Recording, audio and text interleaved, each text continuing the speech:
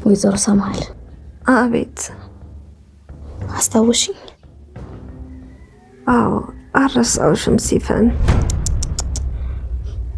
አታስታውሽኝ? እኔ ግን በደንብ ነው ማስታወስሽ፣ በልጅነት አምሮዬ ስላየሁሽ። አልገባኝም። ዳፍኔ። ዳፍኔ? አዎ እኔ የዳፍኔ ልጅ ነኝ። ምን? አሁን አወቅሽኝ? አዎ። ከየት መጣሽ?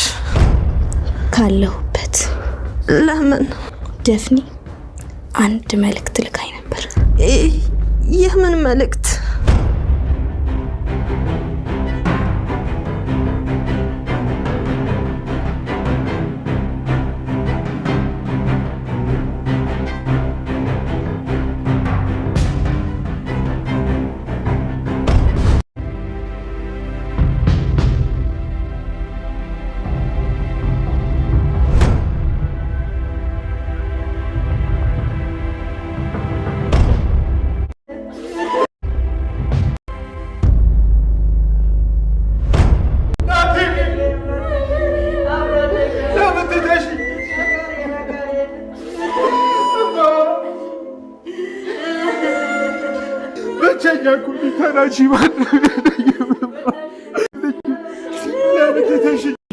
በሉ በቃ አረብሻችሁ፣ እናንተ አውሩ።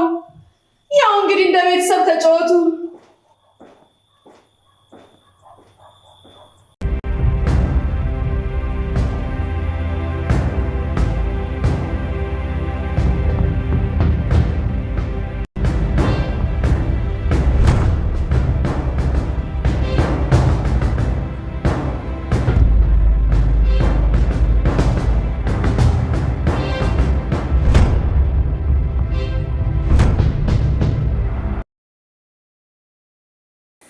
ጄሪ ከአምነን አርግዛለች። ቤሊንም ደግሞ በወይዘሮ ሰማሃን ሞት ምክንያት ብዙዎቻቸው ሁላቸውም ልባቸው ተሰብሯል። አቶ አምነን በትንሹ የጀመረው ነገር እስካሁን ድረስ ህይወቱን ሲኦል ሊያደርግበት የሚችል ውሳኔ ጄሪን ማግባቱ ነው።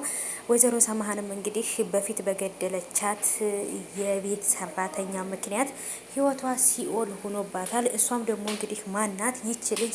ከዚህ በፊት እነሱ ቤት ሰራተኛ ሆና ስትሰራ የነበረችው ሴትዮ ልጅ ናት ማለት ነው። እጅግ በጣም ከባድ ነው። ሰላም ውድ የተከበራችሁ ቻናል ተከታታዮች እንዴት ናቸው? ከኔ ጋር ሁሉ ሰላም ነው። ሰላማችሁ ይብዛልኝ ባላችሁበት ውድ ቤተሰቦቼ። ለዚህ ቻናል አዲስ ከሆናችሁ ሰብስክራይብ አድርጋችሁ ቤተሰቡን ነባሮች ዌልካም፣ እንኳን በሰላም መጣችሁ ብያለሁ። እንግዲህ ድሮ በተሰኘው ድራማ ላይ ተመልሼ መጥቼላችኋለሁ። በፊት በተፈጠሩ ድሮ በተደረጉ ነገሮች ላይ ስቲል እስከዛሬ ድረስ ተከትሎን የሚሄድ ጠባሳ፣ በፊት ላይ ያስቀመጥነው ጠባሳ ስቲል እስከዛሬ ድረስ ተከትሎን እንደሚመጣ በወይዘሮ ሰማሃን ማየትና መማር እንችላለን።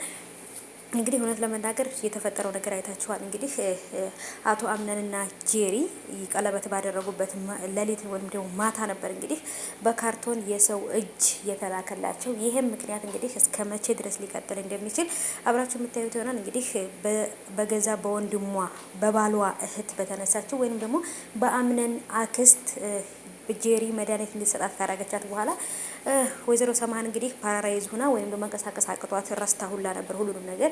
ጄሪ ግን ይሄን ነገር እንደሚያደርግ መድኃኒቷ አታውቅም ነበር ማለት ነው። በጣም ከባድ ነው ነገር ነው ያደረገችው። አሁን ደግሞ ጭራሽ ከአቶ አምነን ልጅ አርግዛለች። ይሄም ነገር እንግዲህ አምነን የገዛ የእናቱ የመጀመሪያዋ ፓራራይዝ እንድትሆን ያደረገቻት አንደኛ ጄሪ ሚስቱ እንደሆነች፣ የገደለቻትም ደግሞ ቤት ውስጥ ያለችው ለሱ ሚስት ለመሆን ለመመረጥ የመጣችው የበፊት የነሱ የቤት ሰራተኛ የነበረች ወይዘሮ ሳራ ከመምጣቷ በፊት